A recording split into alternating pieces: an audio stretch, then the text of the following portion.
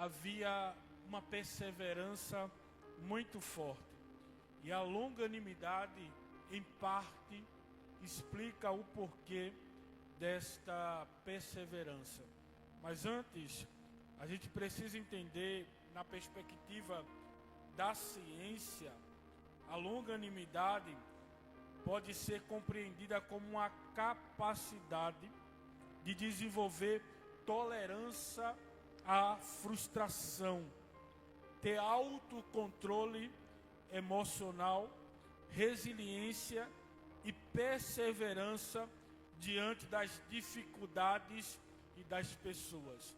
Você percebe que é um sentimento importante porque está relacionado tanto às circunstâncias como a pessoas. E é os dois maiores desafios, não é? Da humanidade. É lidar tanto com a situação que às vezes não é favorável e também lidar com pessoas difíceis. E nós sabemos que no nosso dia a dia nós iremos lidar tanto com situações difíceis como com pessoas difíceis.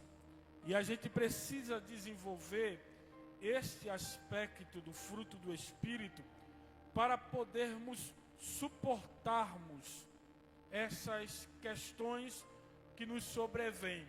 Quando a gente olha pela perspectiva da ciência, a ciência ela foca muito, quando fala de longanimidade, no controle das emoções. E a gente percebe que existe um desafio muito grande com relação a controlar as emoções. A gente nem sempre fala o que a gente queria falar ou como a gente queria falar. Às vezes a gente é sequestrado pelas emoções. Quem nunca teve uma experiência que queria falar, às vezes, num tom mais baixo, num tom mais controlado, mas se perdeu o controle da sua emoção e de alguma forma liberou uma palavra que às vezes machuca as pessoas, não é? E a gente sabe que a Sagrada Escritura, em todo o texto sagrado do Gênesis e Apocalipse, existe um alerta muito grande sobre o poder da palavra. A palavra ela tem poder.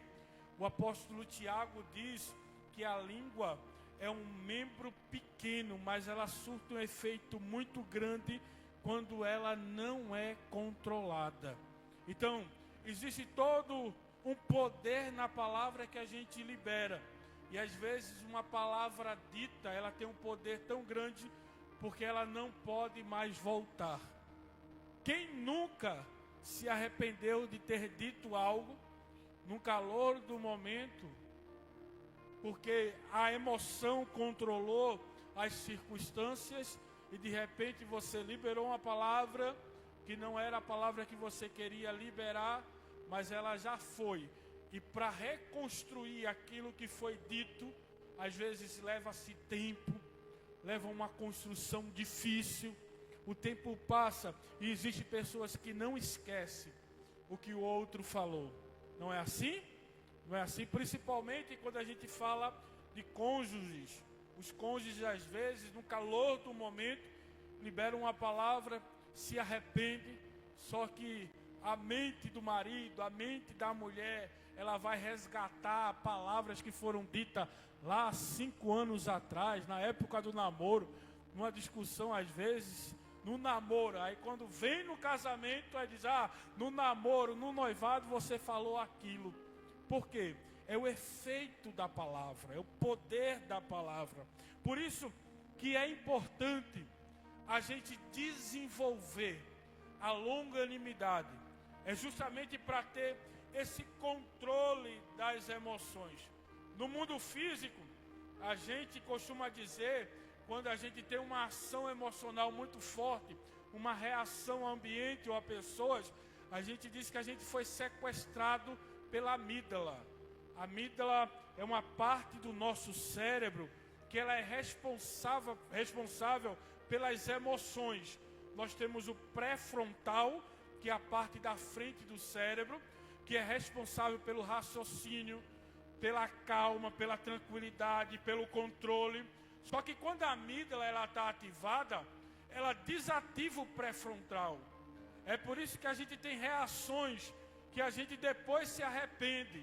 Por quê? Porque a gente costuma dizer que a gente foi sequestrado pela amígdala. A importância de desenvolver a longanimidade é justamente para a gente poder ter esse controle espiritual diante dessas situações, porque elas irão aparecer. Elas irão aparecer no trabalho, elas irão aparecer em casa, no relacionamento com a família. Sim ou não, igreja? Sim. Teve um casal uma vez que chegou para mim e disse: pastor, a gente não briga nunca. Eu digo: então é dois loucos dentro de uma casa.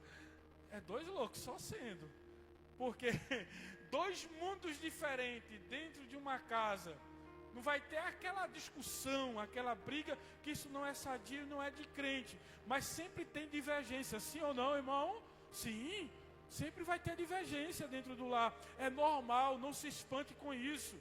Tem pastores que querem romantizar o casamento, criar uma utopia tão grande, que quando eles trazem para a igreja, aí os irmãos que não conseguem viver aquela utopia que o pastor lá pintou do casamento, fica frustrado com o seu casamento, porque acha que casamento é viver felizes para sempre. Não, irmão, vai ter dia que vai ter divergência, vai ter luta, mas a nossa base é o amor, que suporta todas essas coisas. É a aliança que a gente fez. É Deus que vai restaurando, que vai ensinando. A gente vai aprendendo um com o outro, não é? O amor vai se construindo no relacionamento, não é assim? No dia a dia. Você percebe que quando passa o tempo, aí já não tem mais divergência. Por quê? Porque no dia a dia foi se construindo o relacionamento. Mas isso é coisa de anos, não é, pastor Cláudio? Isso é coisa de anos para construir. Então, não deixe que ninguém pinte essa utopia de um casal que vive feliz todos os dias, toda hora, acorda feliz, acorda bem toda hora. Não, irmão, isso não existe. Existem essas divergências, mas a gente vai controlando elas com a ação do Espírito Santo. Por isso é necessário a gente desenvolver na nossa vida também a longanimidade, para a gente poder ter essa paz dentro de casa também, e também na igreja, porque acontece divergências na igreja, sim ou não, irmão? Sim ou não, irmão? Sim, acontece, e a gente precisa também aplicar a igreja, aplicar a todos os relacionamentos que a gente tem, todos. Mas pastor, o que é a longanimidade? O termo grego para a palavra longanimidade é macrotomia, que quer dizer macros, logo, e timos, quer dizer ira ou explosão emocional. Quando a gente parte para o literal, significa demorar muito para se irar. É aquela pessoa que às vezes a outra tenta tirar ela do sério de todas as formas, mas ela demora para se irar. E eu costumo dizer que toda casa tem um assim, não é? Tem um que é mais agitado, que é mais frenético, não é? Que é mais falante. Às vezes é a mulher, às vezes é o homem, não é assim, né? Às vezes o homem chega do trabalho, passou o dia todo, quer um momento de silêncio, só que a mulher é frenética. Ela quer conversar, ela quer fazer alguma coisa, porque às vezes a mulher também passou o dia em casa, sem ter contato com ninguém, e quer explodir de conversar. Então, sempre tem um lá que demora a se irar, e isso é a longanimidade, e isso pode ser desenvolvido. Vamos repetir isso? Isso pode ser desenvolvido. E é importante desenvolver para os nossos relacionamentos. Eu acho interessante que assim, eu uma vez estava falando com um casal, E a mulher era tão falante, que ela falava tantas coisas, que às vezes ela não tinha noção do que ela estava falando. Aí ela chegou para mim e disse: pastor, eu sempre falo com ele, que a gente tem que ser igual a Paulo e Silas. Aí eu parei. Paulo e Silas por quê? Veja, Silas era a esposa de Paulo e fizeram a obra junto. Eu digo: minha irmã, Silas era um homem igual a Paulo. Era um companheiro de Paulo. Aí ele disse: está vendo, pastor?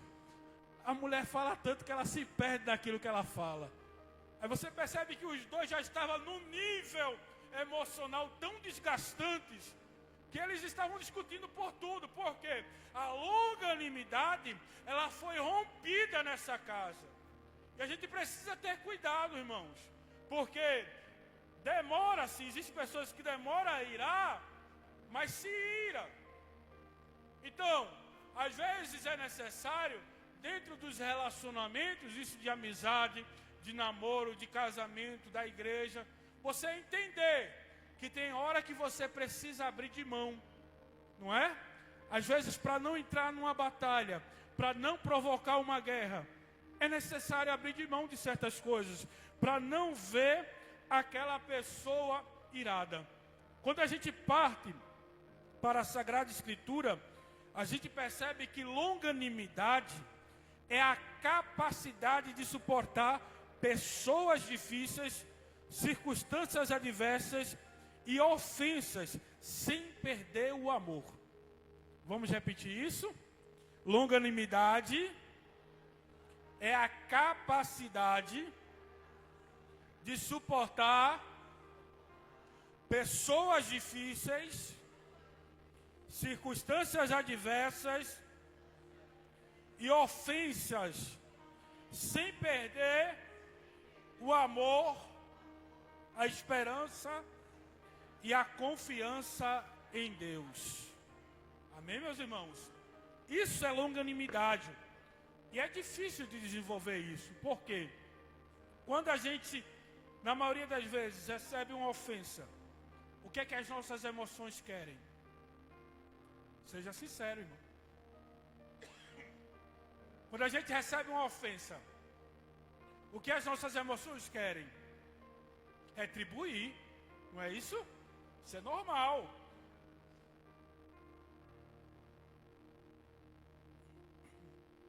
É da natureza humana querer retribuir.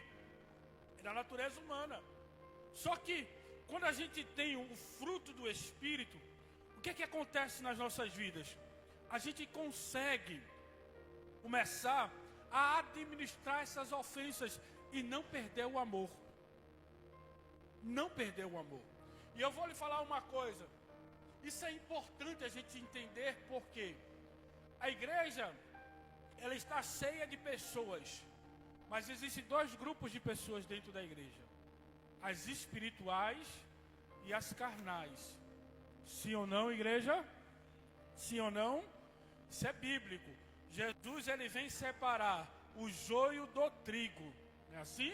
Então o próprio Jesus diz que dentro da comunidade de fé vai ter joio e vai ter trigo, vai ter os espirituais e vai ter os carnais, e os dois vão estar em plena atividade na igreja. Só que como é conhecido os espirituais? Através da permissividade, do desenvolvimento, do fruto do Espírito na sua vida. Você vê uma pessoa espiritual quando ela entende que glorificar a Deus, exaltar a Deus, honrar a Deus, sempre tem que ser maior do que o seu próprio ego. Tem que ser maior do que o seu próprio orgulho. Porque tem gente que é movido pelo orgulho e pelo ego. Aí ela não consegue. Quando ela escuta uma ofensa, o ego domina ela. O ego domina ele. É o que ele quer fazer? Ele quer ofender novamente. É aquele ditado, né? Eu sou crente, mas meu braço não é. Não é assim que as pessoas falam, né?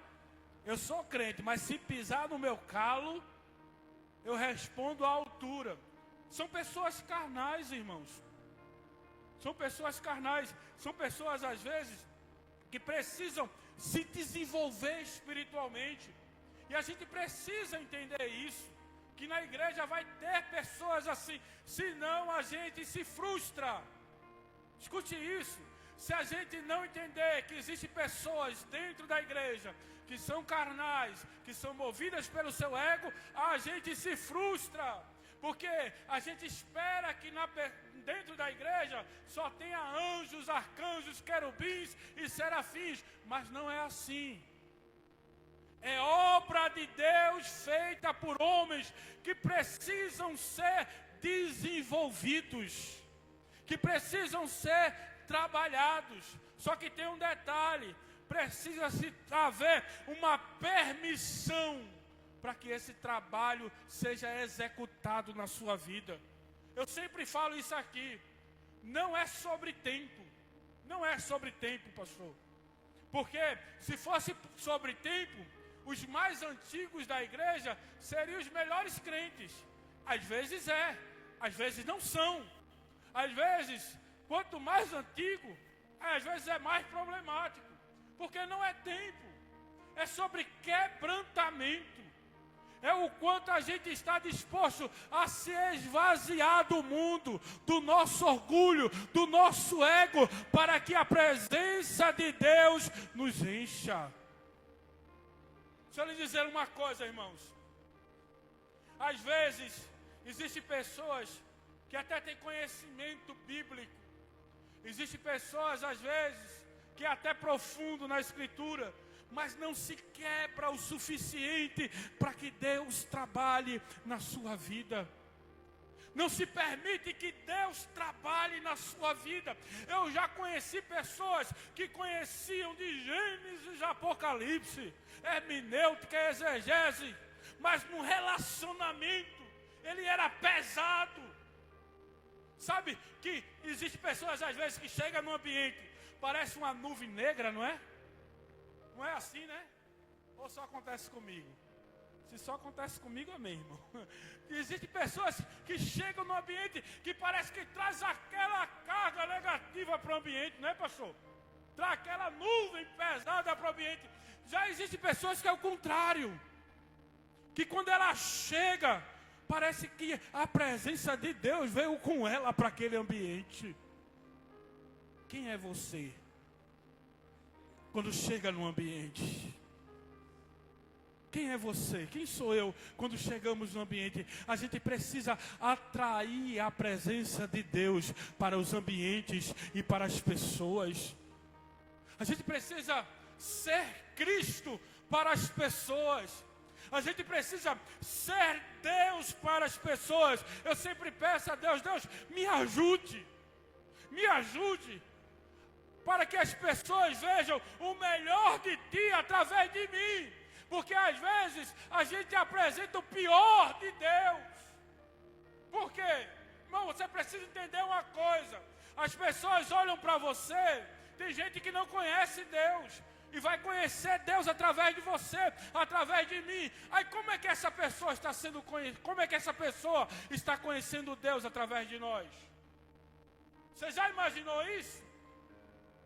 Que às vezes a pessoa não entende quem é Deus, não aceita a Deus, não é por causa de Deus. É por causa das pessoas que estão apresentando Deus para ela. Que a gente precisa entender isso. Que se depender de nós, vidas serão transformadas pela presença de Jesus. Vidas serão alcançadas pela presença de Deus. Que aonde houver guerra, a gente possa levar essa presença. Que aonde houver desordem, que a presença de Deus reine quando a gente chegue. Eu conheci uma pessoa que era da igreja. Trabalhava na repartição pública, eu também trabalhava na repartição pública nessa época. E era uma crente. Só que era conhecida como a senhora da guerra. Aí vocês já sabem por quê, né? Porque todo departamento que ela ia, irmã Ana, ela fazia guerra com as pessoas. E ela sempre dizia que as pessoas não prestavam. Aí tinha gente que dizia, mas será possível que ninguém presta aqui? Só ela. Mas tem pessoas assim, né? Que arruma confusão com todo mundo e quando se cansa, arruma consigo mesmo. Por quê? Porque é uma pessoa carregada de guerra no coração, de amargura, de coisas que não deixou para trás, está andando com ela. Pastor, essa pessoa não é crente. Não é crente, irmão. A gente precisa entender isso. Ela só não é madura. Ela não amadureceu espiritualmente. Ela está em tratamento espiritual. A gente precisa colocar isso na cabeça, ou senão a gente vai pensar que todas as pessoas que arrumam confusão não são crentes. Às vezes mas não são maduras o suficiente. Olha o que é que Paulo vai dizer: vocês que são fortes, suporte os mais fracos. Suporte. Deus nos deu graça.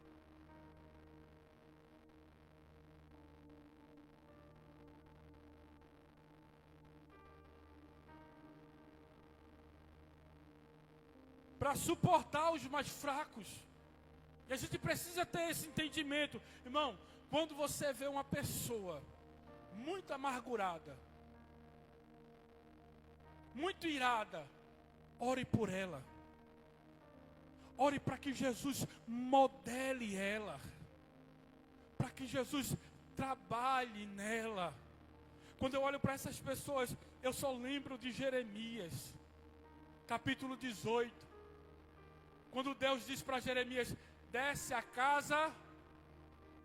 casa do oleiro. Deus está mostrando para Jeremias o que ele vai fazer com Israel. Israel era um povo crente, sim ou não, igreja? Sim ou não? Sim, mas era um vaso duro, difícil de ser enchido pelo oleiro. Aí o que é que o oleiro faz? O oleiro quebra. E bendito é aquele que o oleiro quebra. Eu não quero ser quebrado pelos homens, mas eu quero ser quebrado na mão do oleiro. Porque eu sei que quando o oleiro quebra, ele não quebra para matar, pastor Cláudio. Ele quebra para restaurar. Tem vidas que vão ser quebradas pelo oleiro. Tem vidas que estão sendo quebradas pelo oleiro. Mas o vaso que o oleiro quebra, presbítero Ednindo, nunca volta do mesmo jeito. O Senhor sempre traz de uma forma diferente, restaurado, renovado. Por quê, pastor? Porque quando quebra, quebra na mão do oleiro. E na mão do oleiro tem restauração. Vamos declarar isso: na mão do oleiro tem restauração. Na mão do oleiro, oh glória, o oleiro me deixa do jeito que ele quer, na forma que ele quer e para colocar o que ele quer. Talvez você esteja aqui essa noite, esteja sendo quebrado, processado. Não reclame, não murmure, glorifique, porque se o oleiro está quebrando e está moldando, é porque ele não desistiu da sua vida, é porque tem uma finalidade para com você. Ele tem algo preparado para a sua vida. Ele quebrou, mas ele quebrou na mão do oleiro. Irmão, eu já vi esse processo acontecer no sertão do estado. O oleiro pega o vaso quebrado, só que ele não consegue manusear, porque está duro o barro. Aí ele coloca água.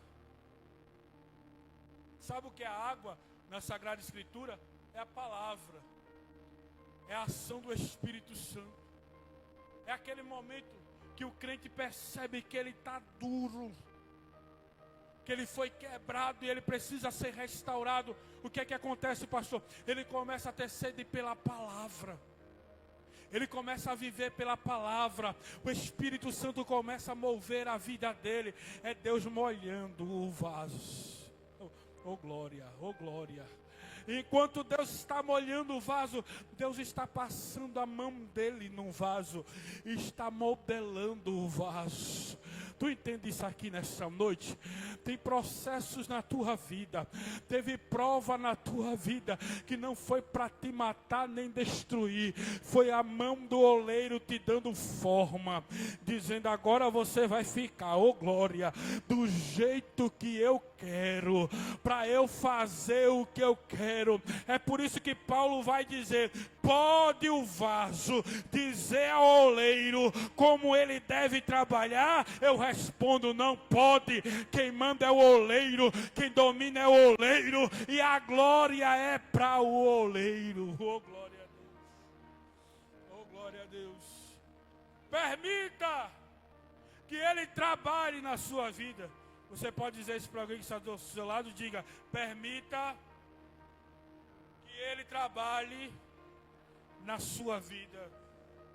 E por que devemos ser longânimo, pastor? Porque Deus foi longânimo conosco. Amém, meus irmãos? Abra sua Bíblia. Segunda Epístola de Pedro. Segunda Epístola de Pedro. Capítulo de número 3. Verso de número 9. Segunda Epístola de Pedro. Capítulo 3, verso de número 9. A gente precisa ser longânimo com as pessoas, porque primeiro Deus foi conosco. Vamos ler esse texto?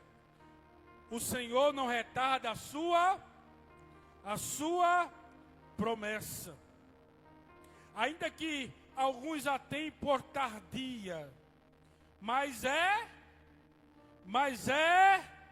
para convosco, não querendo que alguns se percam. Sabe o que bloqueou a nossa perca, a nossa destruição?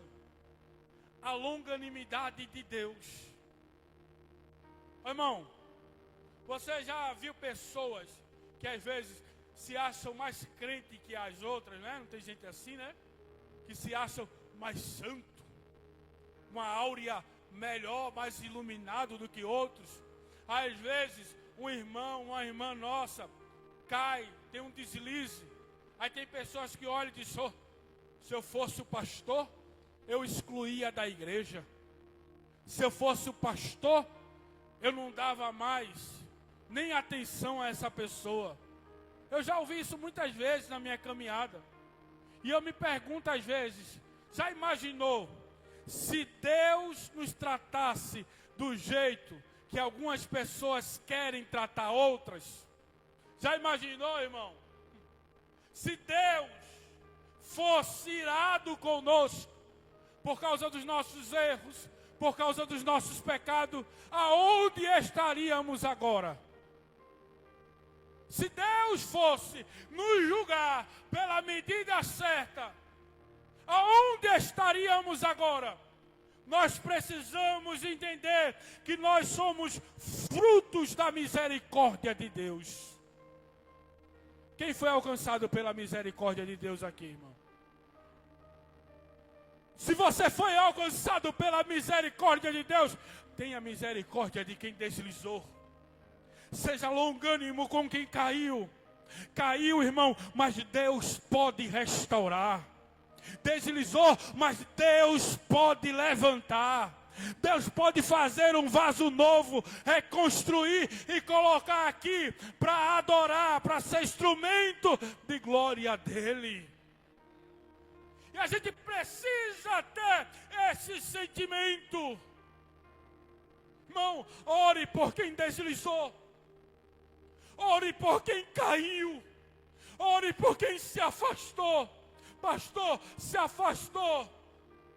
Mas o nosso papel não é julgar. O nosso papel não é criticar. Qual é o nosso papel, pastor? É orar. É pedir a Deus, Deus, restaura. Deus, traz de volta. Deus, traz para o louvor do teu nome. Faça uma análise agora aqui na igreja. Quantas pessoas eram para estar aqui essa noite?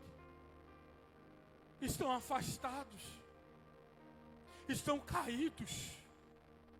Por quê? Porque muitas pessoas não agiram de misericórdia na queda. Irmão, até para disciplinar, o apóstolo Paulo ensina que a gente precisa disciplinar com amor, para que a vida não se perca. O que é disciplinar com amor? É pensar na restauração da pessoa. Não é pensar em uma punição, não. Deus não quer isso. É pensar, olha, esse movimento aqui é para restaurar a tua alma, é para restaurar a tua vida. E nós, líderes, temos a obrigação de restaurar vidas que caíram, de restaurar vidas que deslizaram. E você, como imagem e semelhança de Cristo, tem a obrigação de caminhar com azeite, com atadura e com vinho na mão. Para quê, pastor? Para quem estiver ferido, ser curado pela unção que você carrega. Diga para alguém que está do seu lado, se depender de você, ninguém vai ficar ferido. Deus está te dando graça aqui essa noite para restaurar vidas. Para restaurar vidas. Glória a Deus. Irmão, a gente pode olhar às vezes para as pessoas no mundo. Eu estava me lembrando esses dias, acho que é Írio, né? De Santa Amaro, Írio. Ele estava, Írio. Ele estava me contando aqui, segunda-feira, dizendo, pastor, por muitas vezes, eu passei na frente da igreja embriagado. E hoje, ele estava me falando isso com os olhos cheios de lágrimas, irmão. E hoje eu estou servindo a minha igreja na reforma. Eu digo, está vendo o que Deus faz? Está vendo o que Deus faz? Às vezes a gente olha para pessoas que estão lá no mundo, irmão. Deus pode restaurar, trazer para dentro da casa dele e fazer um serviço melhor do que aquele que a gente está fazendo. Sabe por quê? Não é sobre pessoas, é para a glória do Deus Todo-Poderoso. E eu disse, meu filho, poderiam ter te visto naquela situação, mas hoje estão te vendo como servo de Deus, trabalhando na obra, executando aquilo que Deus determinou para você executar. Deus pode, irmãos. Deus pode. Eu não sei se tem pessoas na tua casa que estão no mundo, mas ora, busca a Deus, porque Deus é longânimo e misericórdia para restaurar vidas que estão no mundo. Aleluia, aleluia, aleluia, aleluia, aleluia. Você crê nisso? Você crê que você ainda vai ver seu filho servindo na obra de Deus? Você crê que você vai ver aquele parente servindo na obra de Deus? Teu marido dentro da casa do Senhor servindo? Ô irmão, levante a sua mão. Isso é uma palavra profética para vidas aqui essa noite. Eu estou sentindo uma autoridade espiritual de Deus. Eu vou restaurar, assim diz o Senhor, pessoas da tua casa, pessoas da tua família. E eu vou trazer para dentro da minha obra, para ser instrumento da minha glória, para ser instrumento do meu louvor. Alguém vai olhar e vai dizer, estava na lama, estava na sarjeta, é verdade, estava, mas eu resgatei e coloquei dentro do meu santuário. Aleluia, aleluia, aleluia, aleluia, aleluia, aleluia, aleluia, glória a Deus. Por quê, pastor? Porque Deus é tardio em irar-se, irmãos. Por isso que a gente precisa aprender com Ele. Êxodo capítulo 34, versículo 6. O texto sagrado diz assim: o Senhor Deus misericordioso e piedoso, tardio em irar-se e grande beneficência em verdade. Oh, aleluia. Tem gente que a gente está olhando assim, irmão, e está dizendo, esse daí está quase no mundo. E Deus está olhando e está dizendo, eu tenho um projeto para a vida dele. Eu tenho um projeto para a vida dela. Já imaginou se Deus fosse retribuir Paulo por aquilo que ele tinha feito à igreja de Jesus? Paulo era um perseguidor. Paulo açoitou muitos cristãos. Paulo, quando foi encontrado por Jesus, ele estava no caminho de Damasco, com cartas para prender crente. Paulo consentiu na morte de Estevão, no primeiro mártir da igreja. Paulo estava lá, voltando a favor. É tanto que quando Deus revela a Ananias que ele tem que ir até onde Paulo está, Ananias olha e diz, não, vou não. Eu acho que aí o senhor errou, Jesus. Paulo é perseguidor. Paulo deve estar se infiltrando na igreja.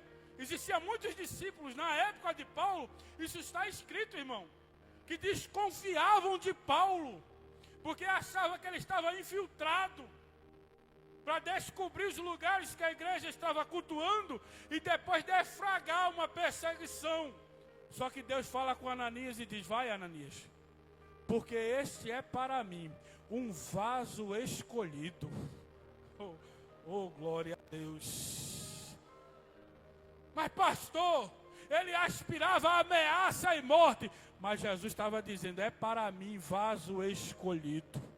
Ô irmão, vou lhe dizer uma coisa, não se escandalize, mas nesse exato momento, tem pessoas na boca de fumo, que Jesus está olhando e está dizendo, é vaso escolhido. Eu estou guardando, protegendo, porque eu tenho um plano na vida. Não se escandalize porque eu preciso falar isso. Tem gente que está na mesa do Pai agora e Deus está olhando dos céus e está dizendo, é vaso escolhido. Eu tenho um plano e eu vou encontrar ele no caminho de Damasco. E eu vou mostrar a ele quem é o Senhor da vida dele. Aleluia. Aleluia, estou sentindo a presença de Deus. Deus vai entrar com transformação em lares. Talvez para você é vergonha, mas Deus te trouxe aqui para lhe dizer, não declare palavras negativas. Olhe para essa pessoa a partir de hoje e declare, você é um vaso escolhido de Deus. E o diabo não vai destruir o plano que Deus tem para a sua vida. O inimigo não vai destruir. O inimigo não vai destruir.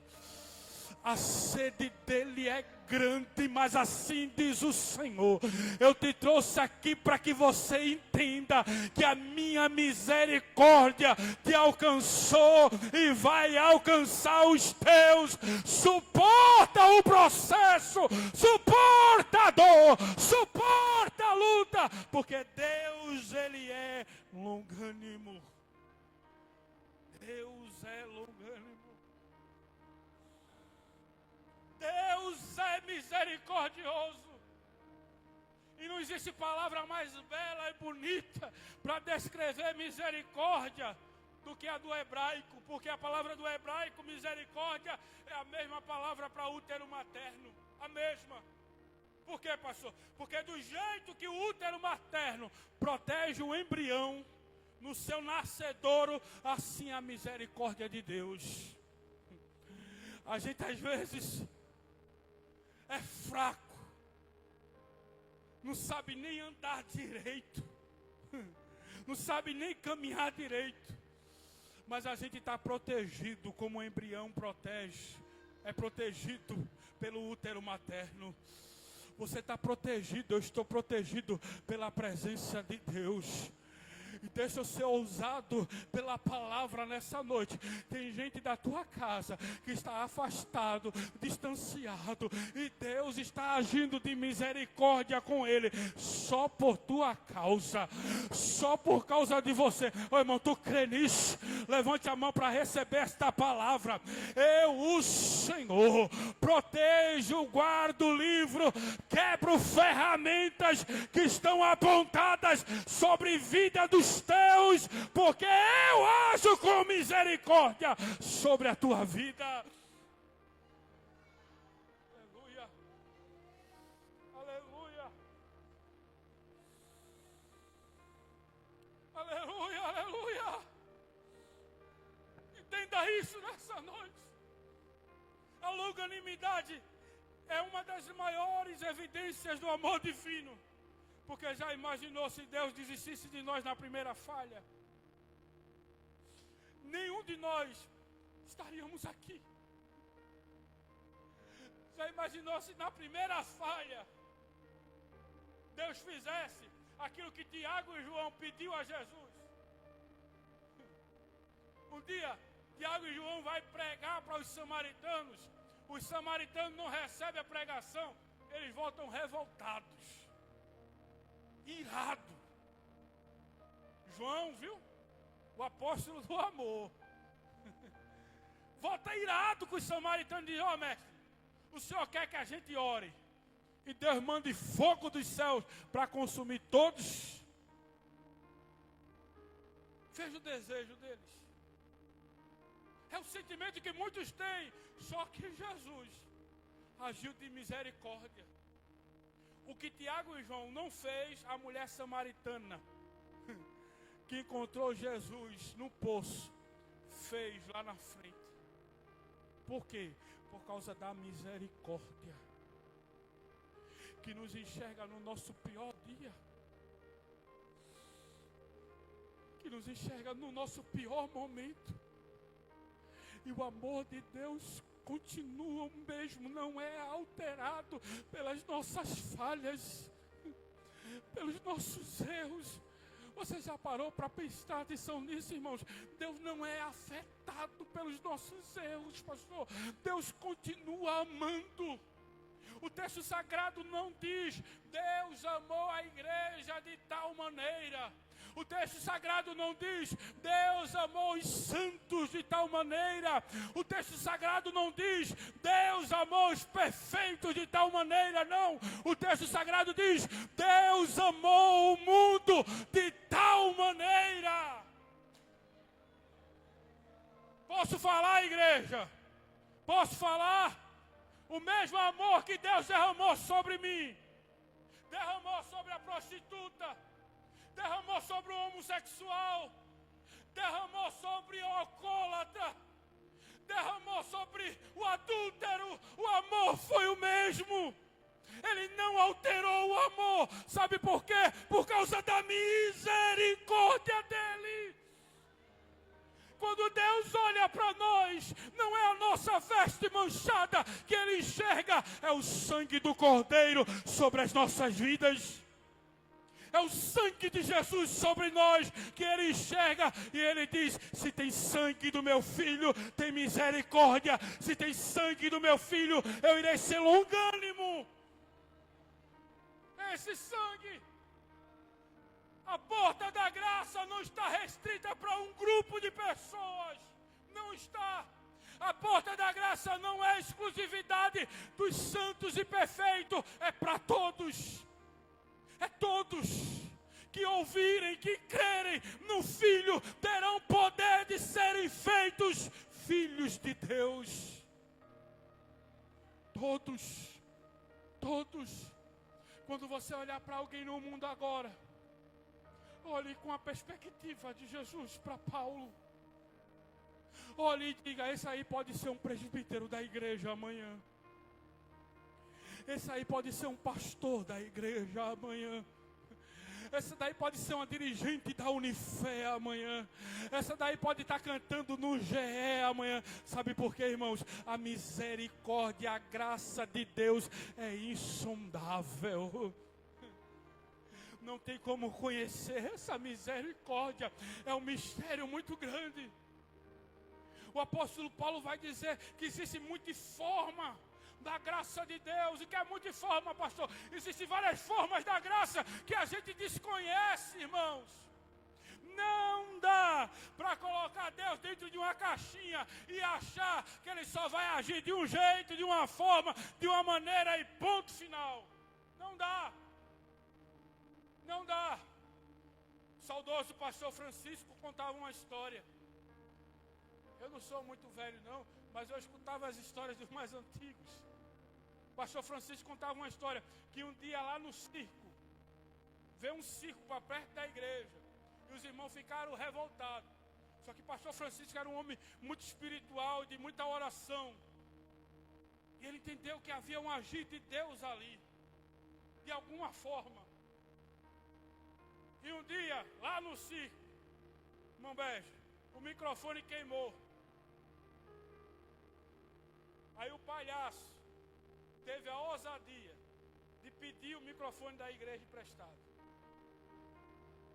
E ele foi pedir a um presbítero. O presbítero ficou bravo. Disse: isso é uma ousadia. O senhor vir pedir o microfone da igreja emprestado para essas impurezas, para esses atos pecaminosos.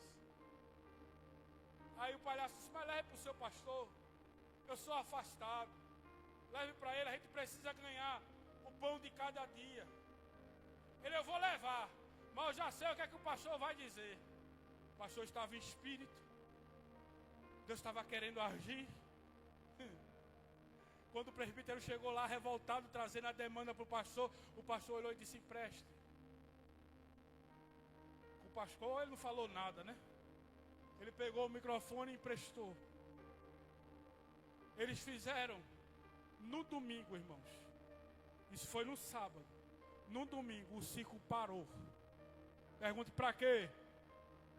Para assistir o culto do pastor Francisco. Porque todos ficaram maravilhados com a atitude deles. No domingo não teve espetáculo, meu presbítero. Todos foram ver quem era o pastor Francisco que tinha emprestado o microfone. Foi a isca que Deus usou. Mas quando eles chegaram na igreja, eles não conheceram o pastor Francisco.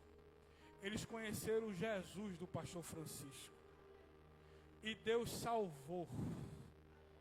Deus batizou com o Espírito Santo. Irmão, vai entender os mistérios de Deus. Vai entender o agir de Deus. Não dá para colocar Deus dentro de uma caixinha da religião e dizer: Deus só pode agir desse jeito, dessa maneira, porque é o jeito que eu entendo. Não, o teu Deus é poderoso. O teu Deus é grande. E quando Ele quer resgatar a vida, Ele vai no perseguidor e diz: é vaso escolhido. Eu vou mostrar quanto vai perecer pelo meu nome. Oh glória, eu estou sentindo a presença de Deus. Se prepare, porque Deus vai começar a te revelar segredos ocultos, mistérios. Você vai dizer: loucura. Não, é coisa de Deus. É Deus derramando coisas poderosas sobre a tua vida e em você.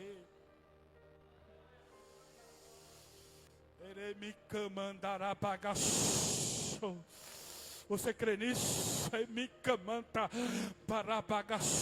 Não se espante com o que Deus vai fazer por esses dias, irmão. O agir de Deus é maior do que a Rede Esperança. O agir de Deus é maior do que a Assembleia. Deus não tem placa de igreja. Deus age na hora que Ele quer, do jeito que Ele quer, na maneira que Ele quer e no local que Ele quer. Quem manda é Ele, a glória é dEle e o domínio é dEle.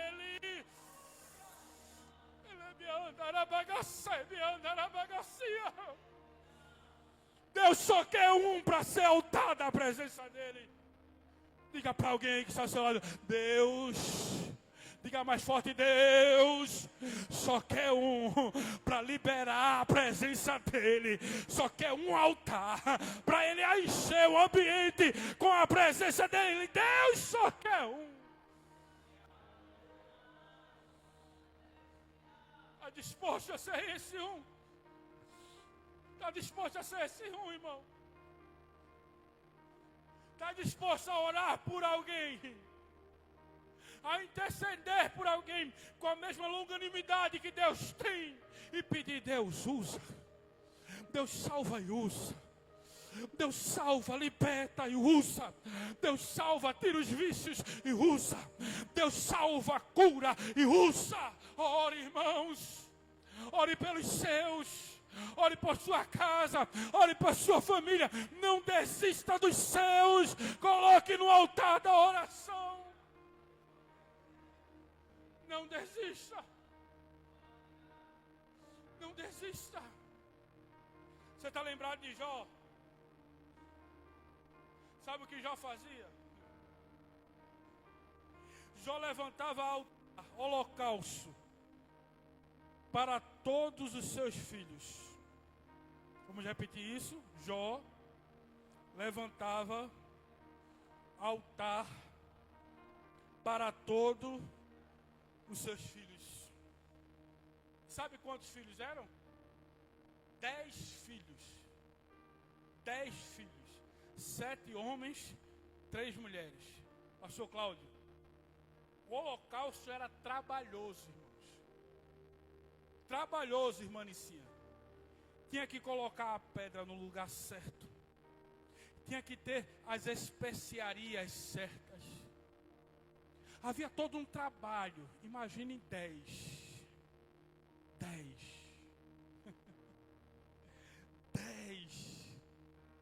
E ele levantava os holocaustos pensando assim: talvez os meus filhos possam ter cometido algo, algum pecado. E eu vou já levantar o holocausto para purificá-lo do pecado. Que cuidado de pai. Que cuidado. Eles estavam nas festas, irmãos. O texto sagrado diz isso, que os filhos de Jó estavam nas festas. Mas enquanto eles estavam nas festas, Jó, que era o sacerdote da casa, estava levantando o holocausto, estava levantando o altar. Deus está te dando ferramenta espiritual aqui essa noite. Você crê nisso? Deus está te dando ferramentas espirituais aqui essa noite. Oh, irmão, um véu se descortinou espiritual aqui. Eu preciso entregar essa palavra. Existem setas do inimigo apontadas para a tua casa. Existem embaraços do inimigo sobre os teus. Esta questão que você está vivendo, às vezes com a família, não é natural. Não é uma coisa do mundo, é algo espiritual. E Deus quer que você entenda isso. Existem guerras que estão sendo travadas no mundo físico, mas a base dela é espiritual. E Deus está falando conosco aqui essa noite, dizendo: filha, filho, eu estou te dando estratégia nessa noite. Abra sua mão aonde você estiver, em nome de Jesus. Fica com ela aberta, em nome de Jesus.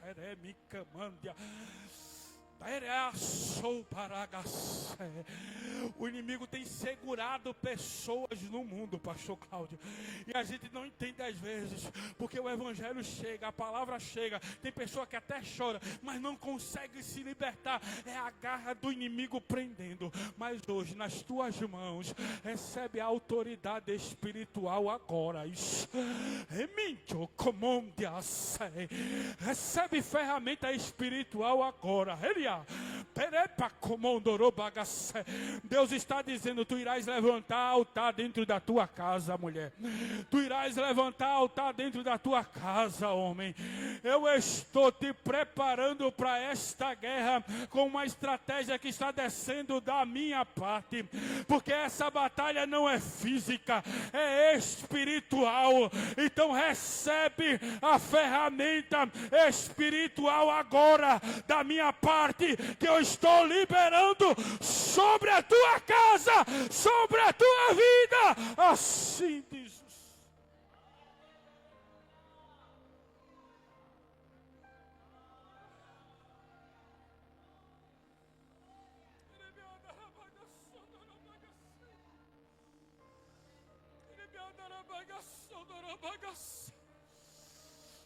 Deus vai te dar a oportunidade de ver teu filho servindo a Ele.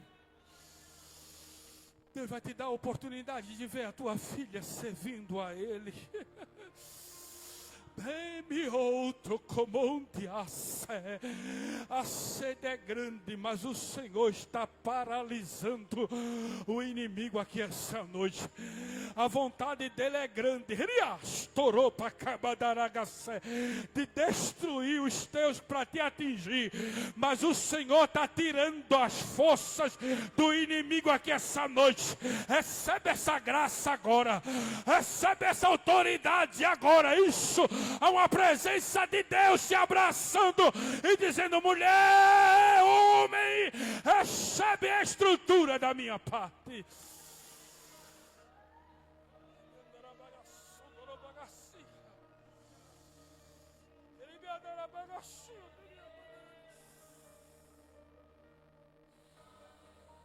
Aleluia, aleluia, aleluia, aleluia. Entenda que há um cuidado de Deus. Há um cuidado de Deus para com a tua vida. Quando a gente entende isso, irmãos, a gente se coloca na posição de Jó espiritualmente. Quando a gente entende que os processos, as lutas, ela tem uma finalidade, a gente olha para ela, não com os olhos físicos, mas com os olhos espirituais. Quando a gente entende que a dor, as dificuldades, ela tem uma finalidade em Deus, a gente já não olha para ela do mesmo jeito. A gente declara como Jó declarou: eu sei que o meu Redentor vive e que por fim se levantará sobre a terra. Jó está declarando algo aqui que ele não viveu, mas você está vivendo hoje. Jó não viu o Redentor dele nessa terra. Ele não viu. O Redentor dele apareceu em Belém, no ventre de uma virgem. Ele não viu, pastor Cláudio. Mas esse Redentor, que vive e que se levantou sobre a terra, ele estará aqui nesta noite. Você está sentindo a presença dele? Ele é o teu segredo de escape. Ele foi teu abrigo na tempestade. Ele foi teu amparo na noite escura. Quando todos te deixaram, quando a angústia bateu a porta, foi Ele que estendeu a mão e disse: filha, eu não te deixo. No leito do hospital, na sarjeta, onde for, Ele entrou. A presença dele foi lá. Ele não tem vergonha de entrar na lama para resgatar quem está no muturo. Ele ergue do muturo necessitado. Ele não tem vergonha de entrar no hospital para levantar quem está doente. Ele não tem vergonha de entrar na boca de fumo e resgatar o drogado. Ele é Jesus. Ele é Jesus. Ele é Jesus.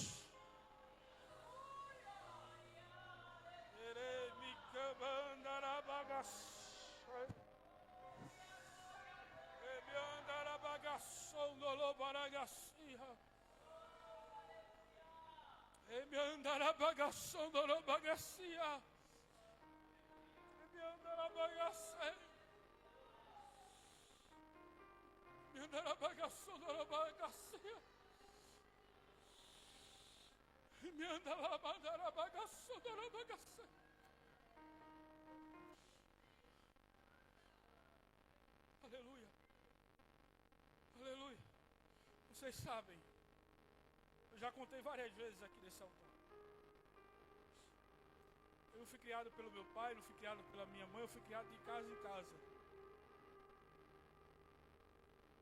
E como eu era uma criança, não tinha aquele amparo de amor, eu acabei se tornando uma criança muito problemática, um adolescente problemático também. E um dia eu ouvi da boca de alguém dizendo assim, era alguém que eu amava muito. Jesus já levou para a glória. Amava muito, admirava muito. E no dia, no meu pior dia, alguém olhou para mim e disse assim, eu tenho vergonha de você. Eu tenho vergonha de você. Eu já caminhava para a igreja, irmãos. Só que eu não tinha estrutura psicológica, emocional, devido à forma como eu fui criado. E alguém olhou e disse, eu tenho vergonha de você. Só que eu fui para a igreja.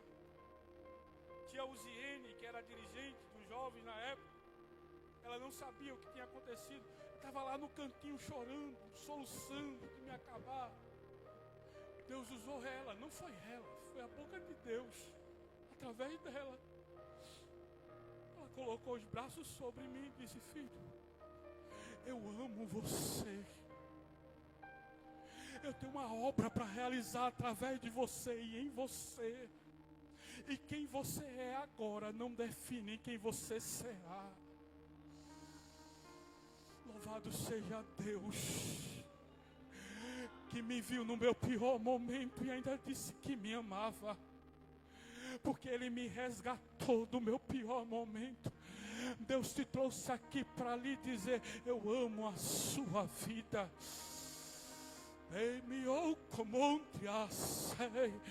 Seja a boca de Deus para alguém aí essa noite, em nome de Jesus. Pegue na mão dessa pessoa, segure a mão dessa pessoa.